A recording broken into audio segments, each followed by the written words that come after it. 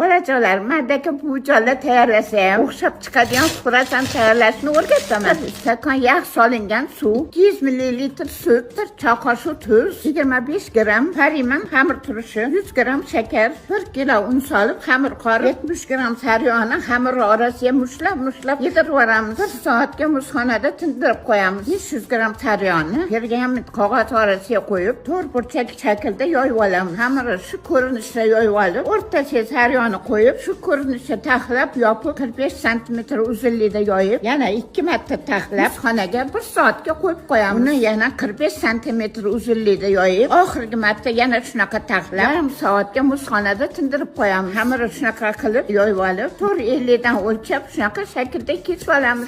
Sal cho'zib o'rab olib, oshirishga bir pas qo'yib qo'yamiz. Ustiga tuxumni sarig'iga suv aralashtirib sepib olamiz. 180 gradusda chiroyli qizarguncha pishirib olamiz.